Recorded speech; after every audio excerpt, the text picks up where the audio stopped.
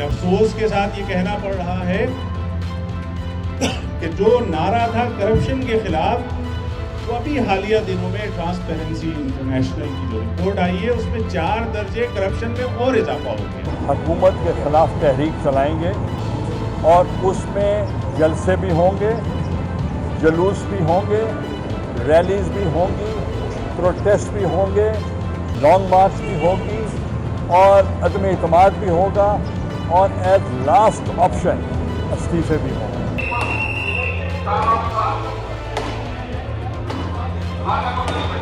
सीढ़ी कितने मारियां?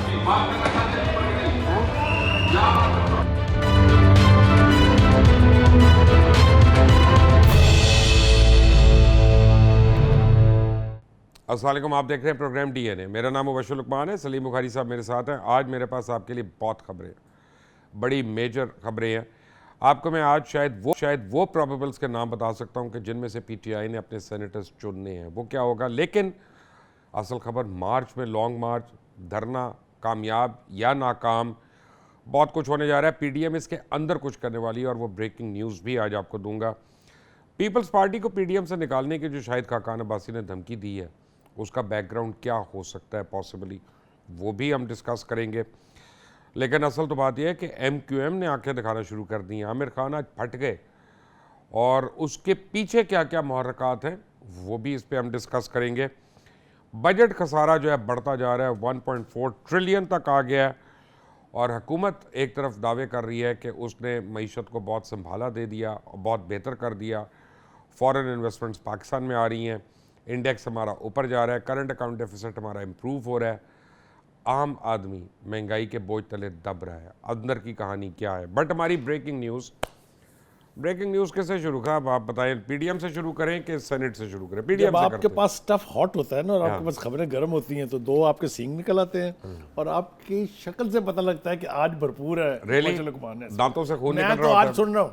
आज मैंने सुन तो रहे हैं आज आज सिर्फ सुनना है। It's your turn. नहीं बुखारी साहब, मैं आपको एक बताऊं कि आपको मैं पहले दिन से कह रहा हूं कि पीडीएम को अंडर एस्टिमेट मत करें।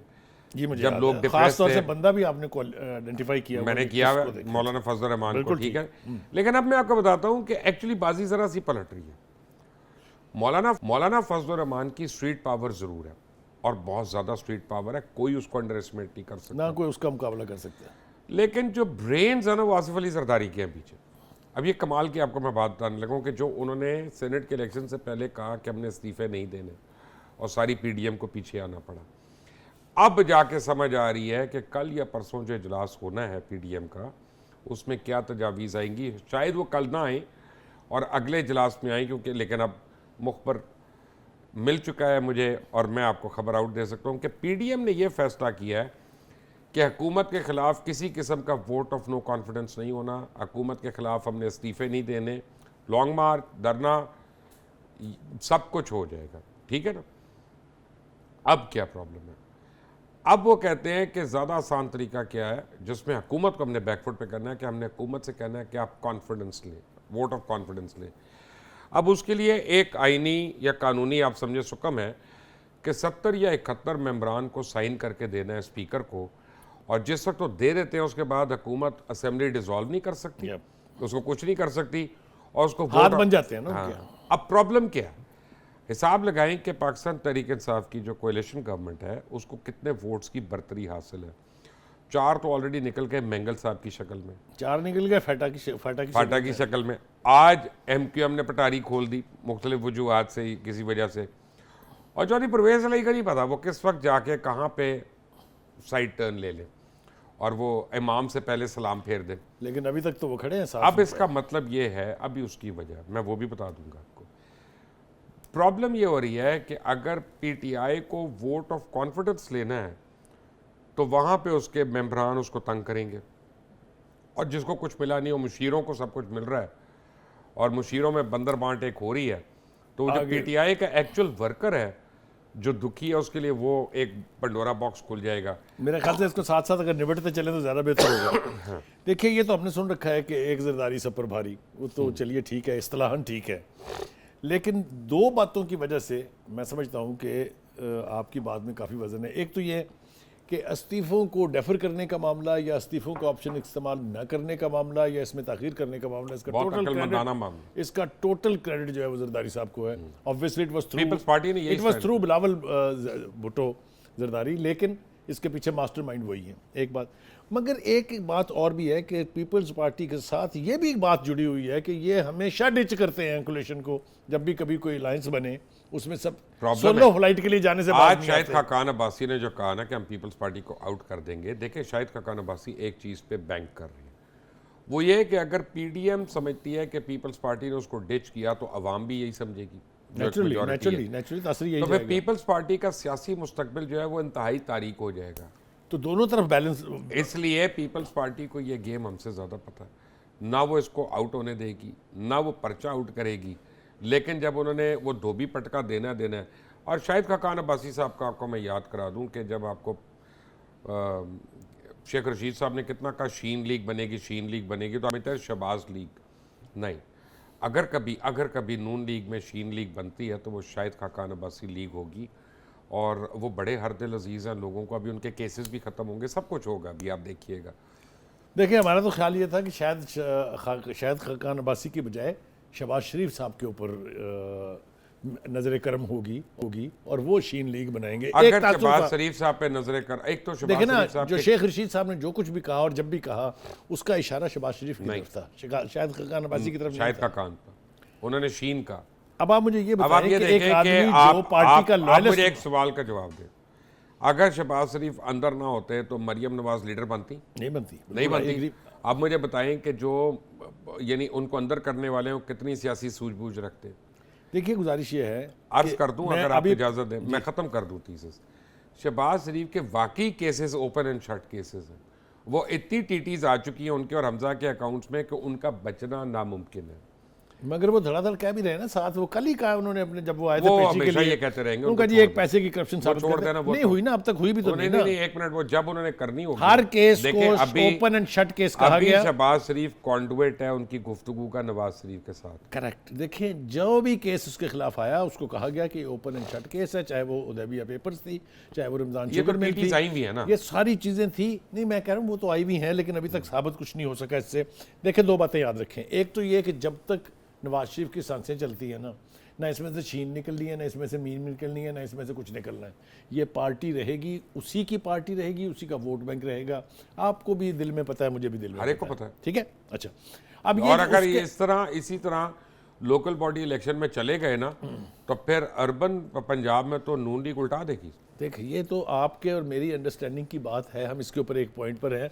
और एक बात और बताऊं आपको कि जो एजेंसीज हैं हमारे मुल्क की, रिलायबल एजेंसीज, उनका भी ख्याल यही है कि अगर इन हालात में लोकल बॉडी इलेक्शंस होते हैं तो पीटीआई के पास कुछ बेचने के लिए सौदा नहीं है।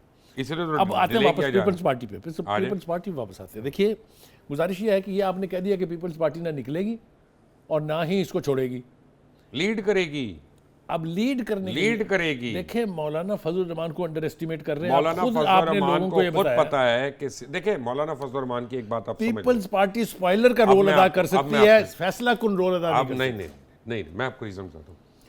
मौलाना फजल रहमान की सबसे बड़ी कामयाबी ये है, और उनके वो ज़हीन आदमी है, ज़ीरक सियासतदान है, और उनको पता है कि आसिफ जरदारी, नवाज शरीफ, मैंगल साहब, फलां सारे जो है उनकी क्या क्या वैल्यूज़ हैं और किस किस तरह से डील करना है। मौलाना फजल रहमान अपनी बोटी के लिए पूरा बकरा नहीं ज़िबा करेंगे, ये आप लिख लें मेरे से आज शर्त। वो पीडीएम की एप्पल कार्ड को डिस्टर्ब नहीं करेंगे।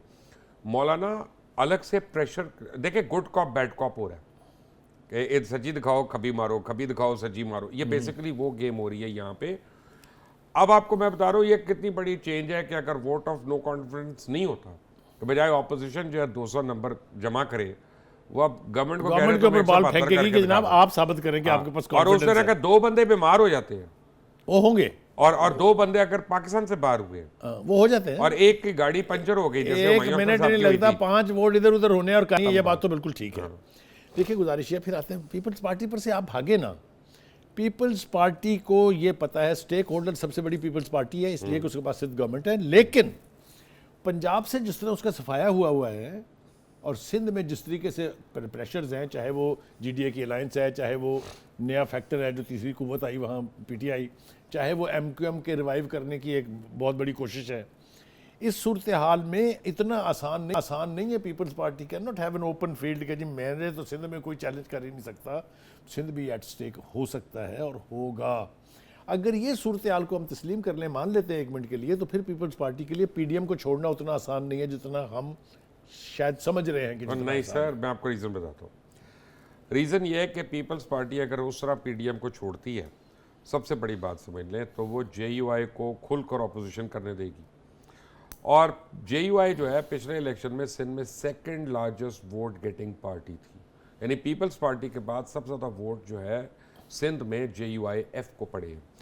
अगर पीपल्स पार्टी बदनाम हो जाती है, एस्टेब्लिशमेंट की हामी जमात बन के सामने आ जाती है, तो अगला इलेक्शन JUIF जो है वो सिंध में स्वीप कर जाएगी। पीपल्स पार्टी के पल्ले कुछ भी नहीं रहना, इसलिए मैं आपको शर्त लगा रहा हूँ वो PDM नहीं छोड़ेगी। अच्छा, अब आप मुझे एक बात का और जवाब दें, और मेरा ख्याल है कि हमें नाज़रीन को बताना चाहिए कि भला ये जो पावर दैट बी जिसको हम कहते हैं वो क्या कर रही हैं, उनकी गेम बताएं जो असल बताने वाली गेम है। उनको इस वक्त ये समझ आ रही है कि काफ़ी जो हुकूमत में लोग हैं वो सॉल्यूशंस नहीं है, वो प्रॉब्लम्स हैं। और either you change the problems and then go for solutions. इनके तो दो चार मुतालबे उन्होंने किए थे इमरान खान साहब से, वो नहीं माने ना। उन्होंने बुज़दार को हटाने का मुतालबा बारहा किया, महमूद खान को हटाने की बात हुई है, दोनों चीफ मिनिस्टर को हटाने की बात। और वो भी आप समझे हमारी तरह का ही आदमी, बेचारा शरीफ आदमी। लेकिन हैविंग सेड दैट, जब एक ब्रेक से आएंगे ना बुखारी साहब, फिर आपको बताऊंगा कि PTI के कैंडिडेट सेनेट के कौन कौन that is going to be an interesting story. सिर्फ PTI के नहीं, नून लीग के भी और पीपल्स पार्टी के भी। आपको अगली बारी बता दूंगा, आज PTI के कर लें क्योंकि उसमें बहुत लोगों के ऊपर आपको एतराज होना है, खुद PTI के कई लोगों को एतराज होना है, बट कौन कौन होगा, किसके सर पे हुमा बैठेगी। एक ब्रेक के बाद, टेक अ ब्रेक।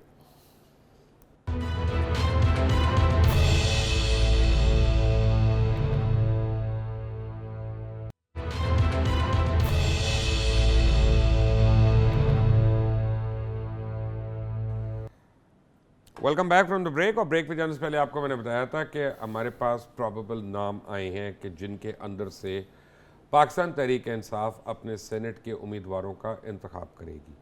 ऑब्वियसली ये नाम इनमें कोई 10% सही भी हो सकते हैं और 10% गलत भी हो सकते हैं, लेकिन इस वक्त जो उनकी टेबल पे नाम ball is rolling around these people.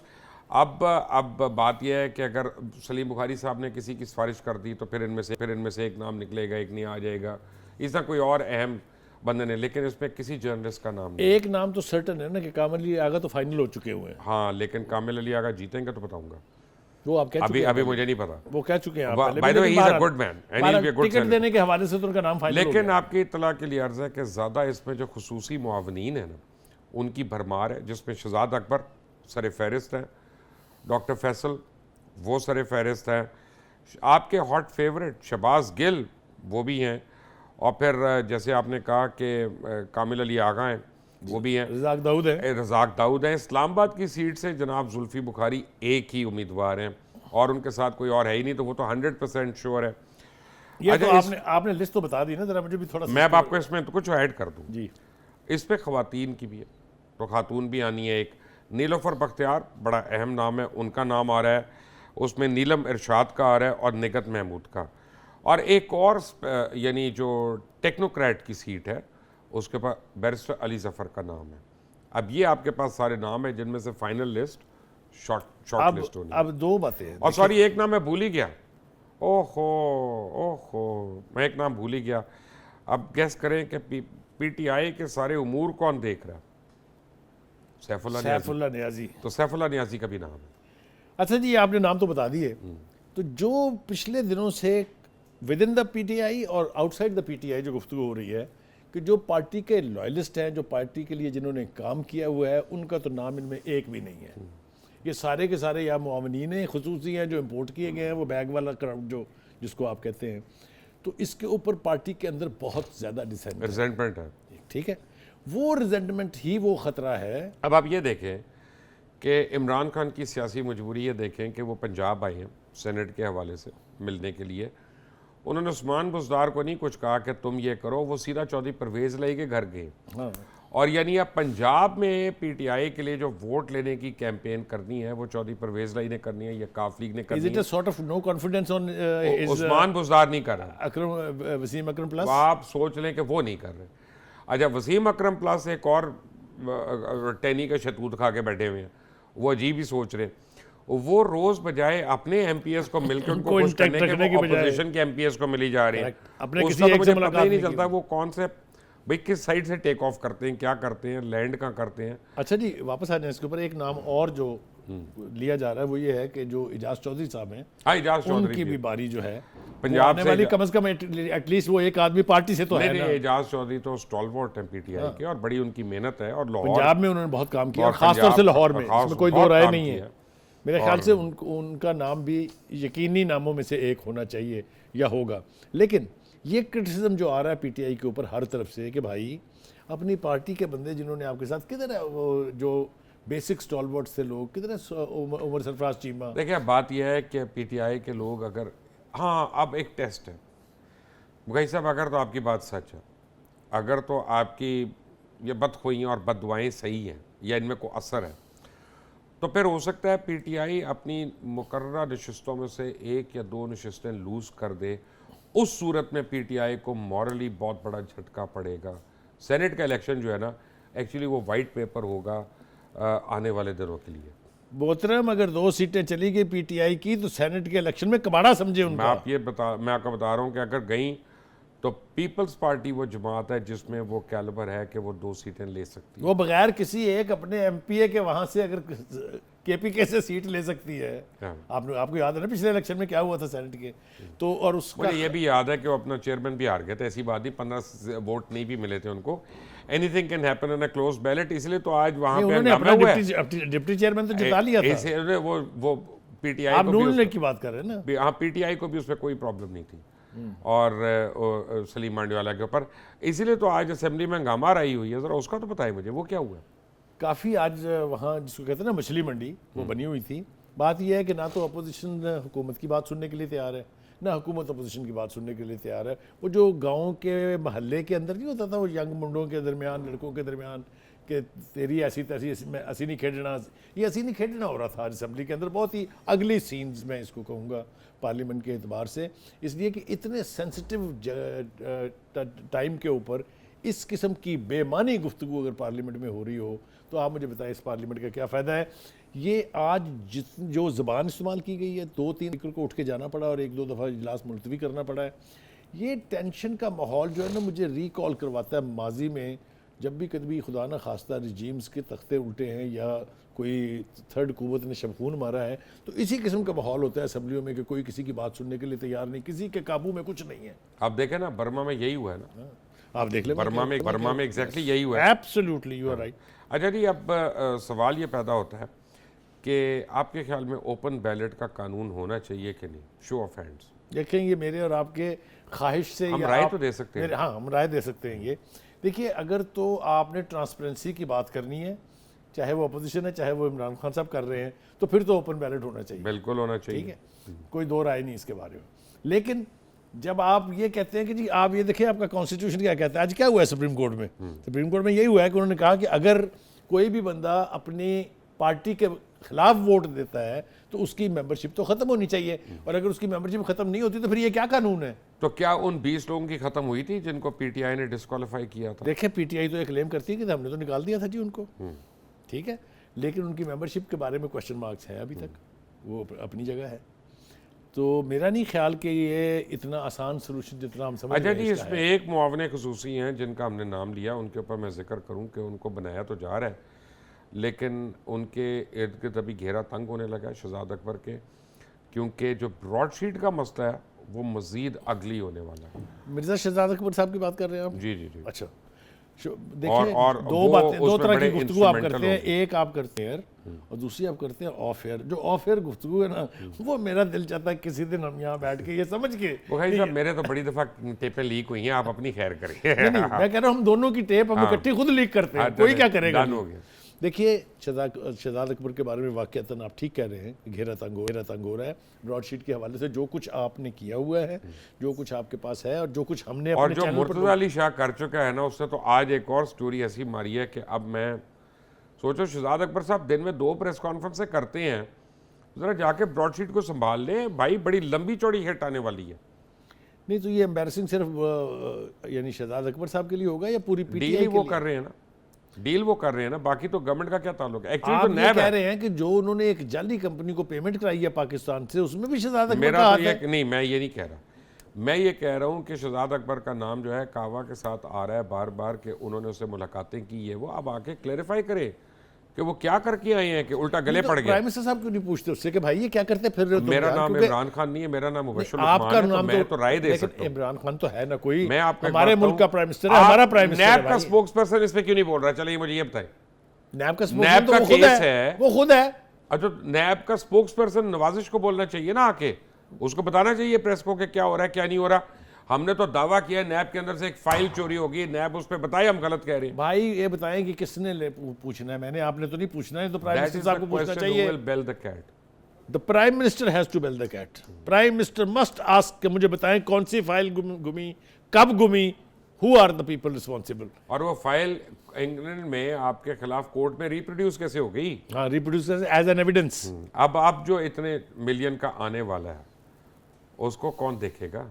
ये अब क्या नई दरअसल तो नहीं खुलने वाली है? नए अमाउंट का आने वाला है जी, ब्रॉडशीट की तरफ मजीद जो हमने पे किया से। है जी करना है, या पे करना है? पे करना। माशाल्लाह माशाल्लाह, पाकिस्तान का नाम क्या रोशन हो रहा है। 40 शहजाद मिलियन अकबर तक साहब का को, है। नैब को, इन सबको मुबारकबाद पेश करनी चाहिए कि आपने कमाल कर दिया जी, क्या 4 चांद लगा दिए आपने पाकिस्तान के नाम। मुबारकबाद देंगे। अब एक ब्रेक के बाद जब आएंगे तो MQM को भी, MQM ने आज बड़े तारे दिखाए हैं हुकूमत को। असल कहानी क्या है वो मैं बताऊंगा एक ब्रेक के बाद। Take a break.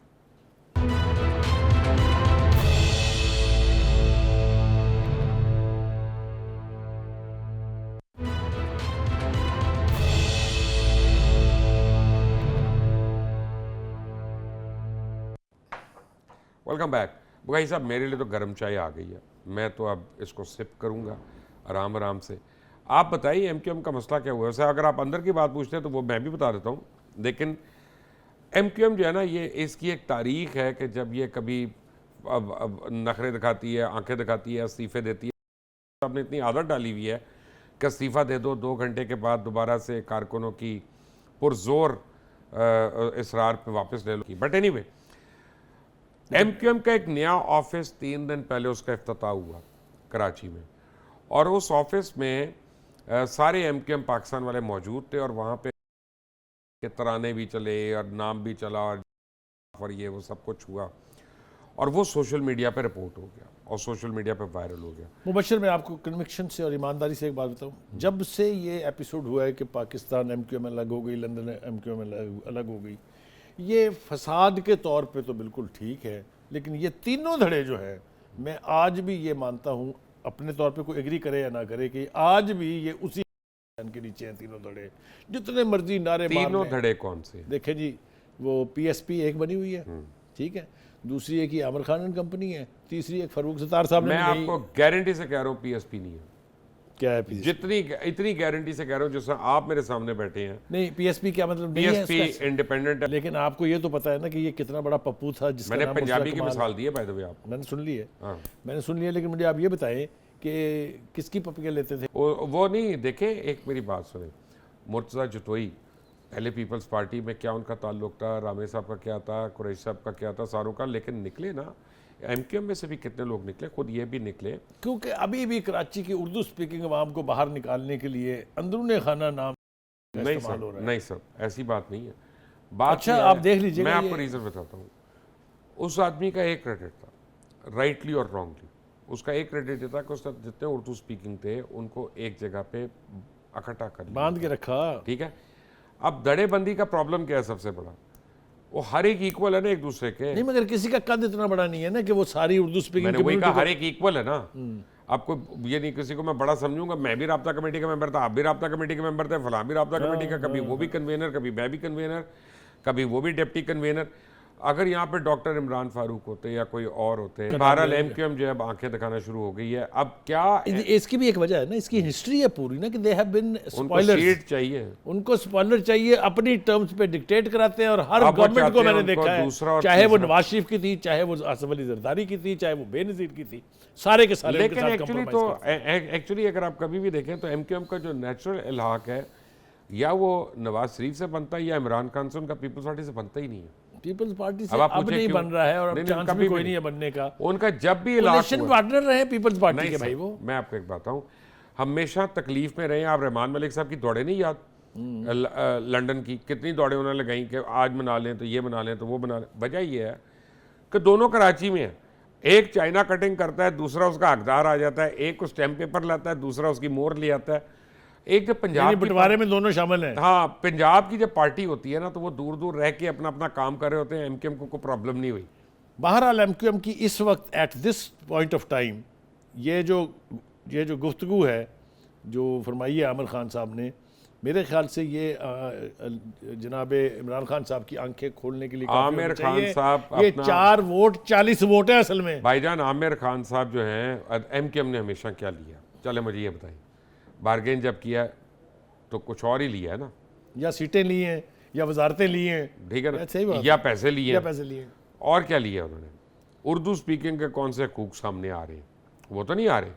अब सवाल ये पैदा होता है कि आमिर अगर वो खान सामने आ रहे होते तो अब तक मिल गए होते ना। आमिर खान अपनी खिफत बता रहे हैं 2 दिन पहले वाली, या वाकई इसमें कोई ढकी छुपी डिमांड है? मेरे ख्याल से डिमांड है, इसलिए कि एमक्यूएम के साथ गवर्नमेंट के ताल्लुकात पीटीआई के जो है को बहुत आला नहीं है। तो अब गवर्नमेंट के लिए एक प्रॉब्लम है। देखे ना खालिद मकबूल भाई सिद्दीकी ने गवर्नमेंट के कितने लिए दिन हुए हैं छोड़ी थी गवर्नमेंट वजारतें के लिए एक यार। प्रॉब्लम है। गवर्नमेंट के लिए सबसे बड़ी प्रॉब्लम ये है। और भाई ऐसी बात नहीं है, फरूक नसीम किसका है? एमक्यूएम हाँ, तो एमक्यूएम कमाल करते हैं, एक तरफ ड्रामा का हमारे ही हैं, दूसरी तरफ वो हमने छोड़ा तो वो उनको नहीं छोड़े। ये जो रखना चाहते हैं ना वो पोजीशन वो रखते हैं। फरूक नसीम भी एमक्यूएम का, वो अभी भी हुकूमत में है। एस्टैब्लिशमेंट चाहेगी कि एमक्यूएम के पास कोई अहम मुझे नहीं रोल पता हो। एस्टेब्लिशमेंट मुझे का, पता मेरे है। पास कोई कभी ऐसी नहीं चुड़ैल चाहेगी, नहीं। कभी नहीं चाहेगी। इसलिए कि अगर आप देखें रेंजर्स ने कितनी मुश्किल से कराची को कंट्रोल किया है तो आपको पूरी कहानी समझ में आ जाती है। तो इनकी तो नहीं बनती। अब इमरान खान साहब उनको अगर गले लगाए रखें तो वो अलग बात। लेकिन बात यह है कि इमरान खान के पास ऑप्शन क्या है? हाँ, कोई ऑप्शन नहीं। अब इसलिए वो मेंगल चार, साहब मैंने चले कहा गए। कि वो 4 नहीं 40 वोट हैं इस अब वक्त। मेंगल साहब चले गए, अगर एमक्यूएम चली जाती है तो आपका नो कॉन्फिडेंस कामयाब हो गया। हाँ, नो कॉन्फिडेंस भी कामयाब है। अगर आप कॉन्फिडेंस वोट ऑफ कॉन्फिडेंस के लिए कहें वो भी कामयाब है। राइट। एक ब्रेक हमें लेनी है यहाँ पे। जब ब्रेक से आएंगे तो जस्टिस काजी साहब ने जो कहा वो बड़ी एक आई ओपनिंग स्टेटमेंट है। उसका क्या सियाको सुबाक है उसको भी डिस्कस करते हैं। हुकूमत उसको कैसे डील करेगी उस पर भी बात करेंगे एक ब्रेक के बाद।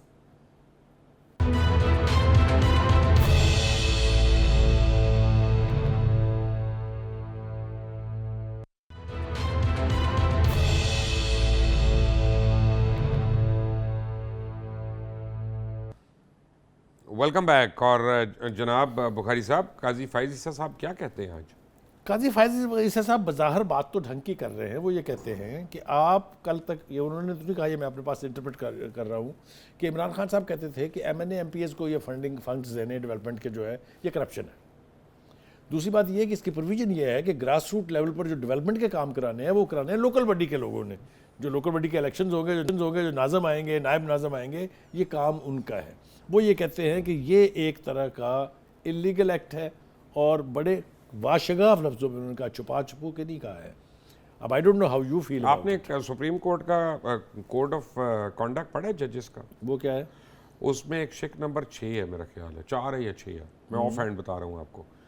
वो कहती है कि जजेस को अपने रिश्तेदार, अपने अजीज़, अपना अकरा परवरी या अपने जानने वाले या अपना कॉन्फ्लिक्ट से दूर रहना चाहिए और स्टेप असाइड होना चाहिए और कहना चाहिए नॉट बिफोर मी। ठीक है।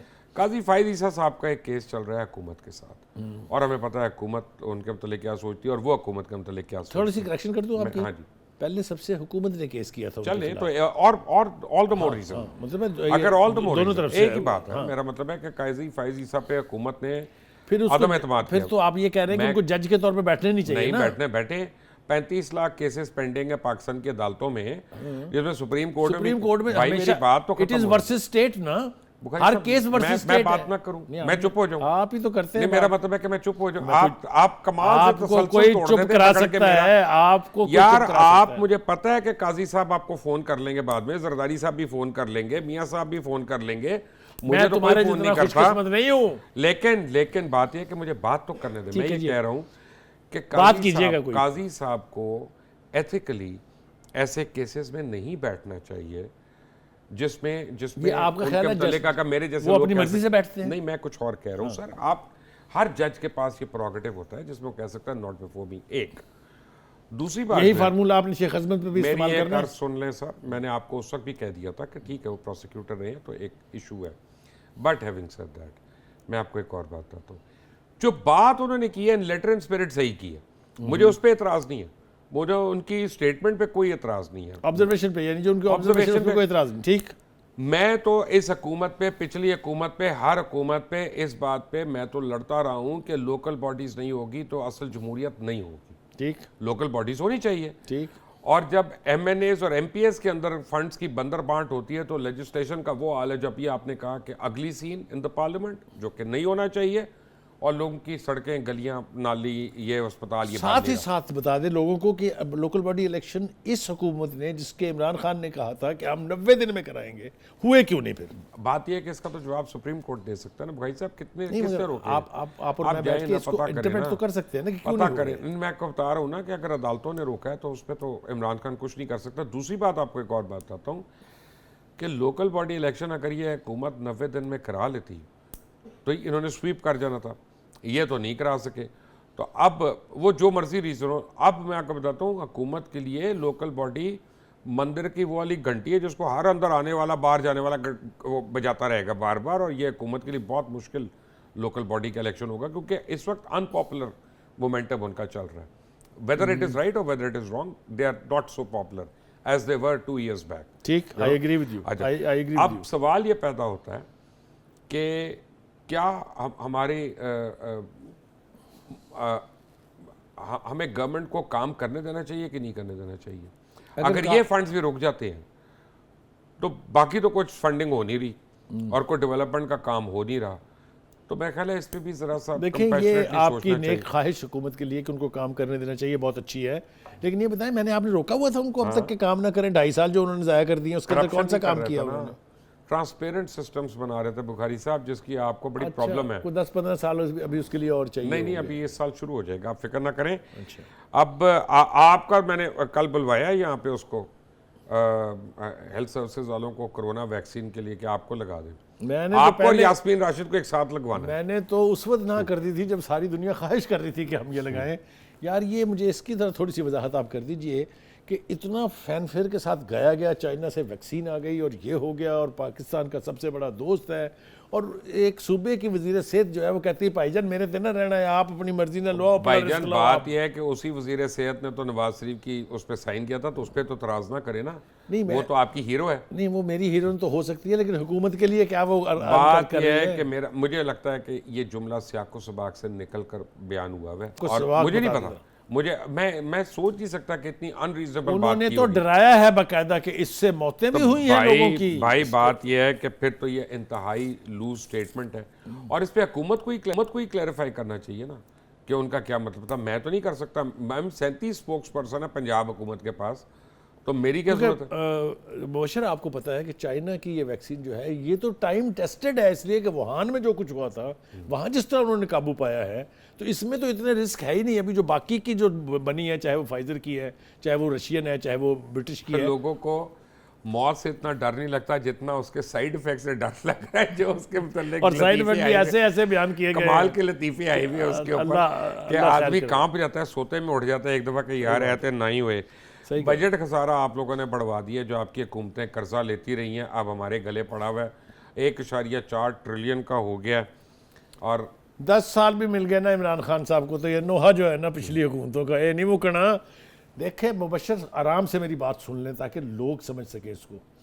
जो है ना कर्जे, उस एक चैप्टर को एक साइड पे रख दे, बाकी खजाना हर साल भरता है, हर साल उसके मुताबिक बजट बनता है। पहले सुन ले, के बाद नहीं, पहले सुन ले, पहले सुन ले, 18वीं तरमीम पहले के सुन बाद तो लेना। उसी के हिसाब से सूबे बजट बनाते हैं, उसी के हिसाब से सेंटर बजट बनाता है, ओ खुदा के वास्ते, ओ अल्लाह के भाई वास्ते, साहब ये ऐसा क्या करता हो हूँ गया? कि मैं आपको फिगर दे देता हूँ, $15 बिलियन, 25 बिलियन डॉलर, आप मुझे बजट बना दें जरा मैं देखूँ ना, और पहले आप उसमें से निकालें डेट सर्विस। मुझसे ये पूछो खबर कैसे बनती नहीं, है, ये एक जिनका सेकंड, काम मैं था ये जो कह कहते रहा थे हूँ, हमारे पास माहिरीन की भाई टीमें हैं। बात यह है कि पीछे से जो हम चुड़ैलें पालते आ रहे हैं उनको भी तो खाना खिला रहे हैं। वो खाना खिला रहे हैं, ये सबसे बड़ी चैलेंज आप बन गई और हैं। नहीं ना भाई, जिनको अभी खाना भी मेरा नहीं आता मतलब है कि खिलाने के यहाँ तो बाद ही ये छोड़ दें करप्शन आप। तो नहीं हो रही ना कम से कम, क्या नहीं हो रही? येलो ट्रेन में से खा लिया, ऑरेंज ट्रेन में से खा लिया, ब्लैक ट्रेन में से नहीं, खा नहीं, लिया, वो और तरह से खाते हैं, उनका लैपटॉप खाने का में से तरीका खाया, और है। आशियाना स्कीम से वो खा लिया, माफियाज को स्पॉन्सर आप कर रहे तंदूर हैं, स्कीम चाहे से वो खा चीनी लिया, माफिया है, सस्ती चाहे वो रोटी से खा शुगर लिया। माफिया है, चाहे वो कितनी- बिजली माफिया है, कितनी चाहे वो स्कीमें तेल मैं माफिया गिनाऊं है, आपकी? वो सारे माफियाज जो हैं यानी वो नाक के नीचे बैठे हुए हैं। 1000 बिलियन के 5 साल में आप लोगों के फ्रॉड जिनका एक ऑडिट नहीं हुआ। करेक्ट, बिल्कुल ठीक, लेकिन हुकूमत की नाक के नीचे अब हुए पब्लिक अकाउंट्स बैठे कमेटी वजीर जिनके जो ऊपर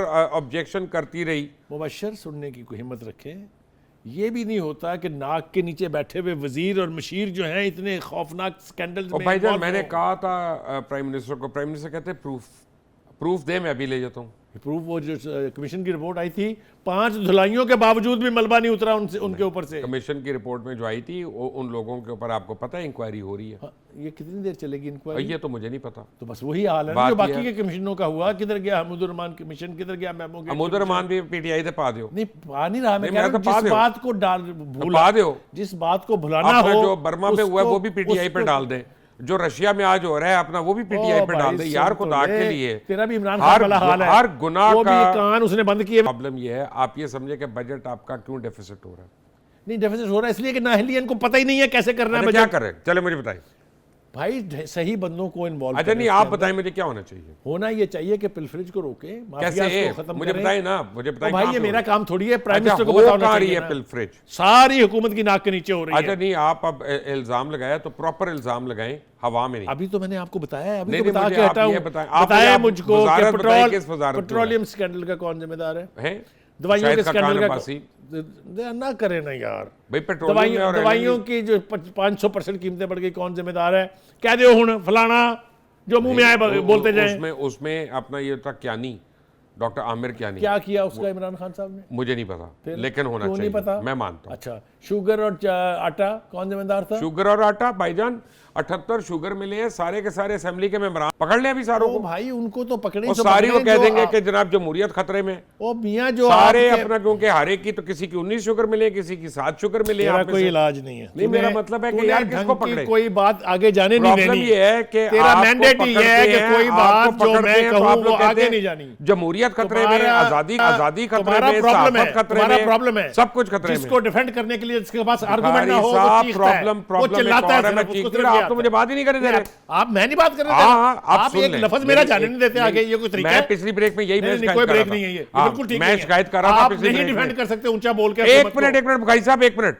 आपने कोई कर ली ना सवाल नहीं कर रहा। एलिगेशन, मैं कह रहा हूं एक डिपार्टमेंट का बताएं मुझे विद एविडेंस। आंखें बंद है तुम्हारी, कान भाई बंद है तुम्हारे। एविडेंस, कागज दिखाएं मुझे। छोड़े यार कागज, ये क्या बात है? किसको नहीं पता कागज? भाई जो चीज आप कोर्ट ऑफ आपके लॉ में कमीशन प्रूव की नहीं कर रिपोर्ट्स सकते हैं। वो आप टीवी पे नहीं बता आप सकते। जाने नहीं दे रहे ना उसको कहीं भी, आप असल हड़प में कर रहे हैं सारा बुखारी कुछ, चाहे वो साहब, कमीशन की बुखारी रिपोर्ट है साहब, चाहे वो अगर कुछ भी है। आज आपको शहजाद अकबर मेरा एडवाइजर है। एक मिनट, शहजाद अकबर को छोड़ देना यार, वो क्यों तो छोड़ बाहर दें? जाए, बाहर चला जाएगा। क्यों छोड़ दें? और भाई एक आपने सेकंड, 2 शोबे दिए मैं उसको, मैं कह रहा हूं, लैब का वो है, इंटीरियर का वो है, आप मैं कहते कुछ छोड़ और दें। कह रहा हूं, मैं कुछ और कह रहा हूं। अब नहीं, ये आप कोई समझे। बात नहीं है। नहीं, अब आप मेरी बात नहीं खत्म होगी, आप भाई मुझे शुरू बात होगी तो नहीं खत्म करने होगी। देंगे तो मैं कैसे करने नहीं, दूंगा एक मिनट, आपको? अब मैंने उससे पहले बात से डफटेल कर दें। प्रॉब्लम ये है बुखारी साहब कि अगर आप आज यहाँ पे कोई एलिगेशन लगाते हैं और कल को प्रोग्राम डीएनए के एंकर्स को कोर्ट में ले जाता है, तो हमारे पास कोई सबूत होना चाहिए प्रूफ करने के भाई लिए। साहब मैं प्राइम मिनिस्टर को साथ ले जाऊंगा, इसलिए वो कि नहीं उसके- जाएगा, और उसने सर वो भी अपनों के साथ नहीं किया, आपके साथ ओ क्यों जाएगा? बाबा, वो इसलिए कि उसने भी कानों से सुना है और आगे बोल दिया है। किसी को कह रहा है कि अगर हुंडी के उसने जरिए ये पैसे किया तो उसने भी भेजें। गलत किया। यही तो गलती मैं आइडेंटिफाई कर रहा हूं कि जब हमारी लीडरशिप गलती करेगी, हमारे पास डाउन द लाइन लाइसेंस आ जाता है गलती करने का, यही उसके मशीर कर रहे हैं।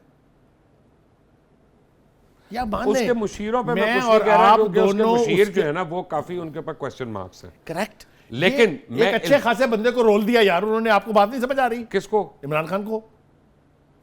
वैसे आई थिंक इसमें इमरान खान को खुद भी ब्लेम लेना पड़ेगा, That is exactly how what क्योंकि what we are point trying तो to वही say. कर रहा है ना, अगर बुजदार को नहीं हटा रहा लोगों के कहने के बावजूद, yes, तो that's then the how it buck is. Stops with him. बिल्कुल ठीक है। बट एनीवे ये होता रहेगा। अब प्रॉब्लम यह है कि पाकिस्तान का बजट का सारा बहुत बढ़ गया है और आने वाले महीने जो हैं वो और बड़े ज़्यादा मुश्किल तकलीफें हैं, होने जा रहे हैं। वो बहुत मुश्किल है। प्रॉब्लम इस गवर्नमेंट की जो हो रही है ना, मैं अब आपको अंदर की बात बताता हूँ कि पहले ही होता था कि कोल महंगी हो गई तो पेट्रोल को कर दिया, वो महंगा हो गया तो LNG से रिलीफ दे दी। इस वक्त यहाँ किसी चीज़ पे रिलीफ नहीं मिल रहा, और अगर 48 रुपये आप पेट्रोल पे सरचार्ज ले रहे हैं, मैं एक मफरूज़े के तौर पे कह रहा हूँ, मुझे एग्जैक्ट नहीं पता, नहीं लेकिन सच मुंह से निकल जाता है, कोशिश नहीं हो करता। सकता है 47 हो सकता है 52 हो, तुम्हारे ये हो फिगर सकता सारे है- ठीक है। हो सकता है 52 भी हो, मुझे नहीं पता।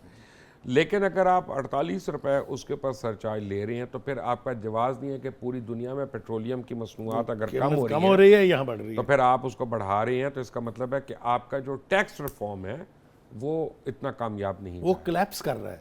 इसलिए Fine. मुबशर याद रखें, जब तेल की कीमत बढ़ती है तो हमारे यहाँ मुआशरे में ये रवायत रही है कि हर चीज़ की कीमतें अगले किराए हफ्ते बढ़ आप जाएंगे। आएंगे ना बुखारी साहब, तो आप एक एक्सरसाइज करके आइएगा और लोगों को भी समझाइएगा ज़रा कि इस मुल्क का सबसे बड़ा अलमिया ये है कि जो टैक्स चोरी करता है उसका नुकसान कोई नहीं, और जो टैक्स देता है उसको फ़ायदा कोई नहीं। Correct, I agree with you. कोई ज़रूरत ही नहीं किसी डिबेट में जाने की।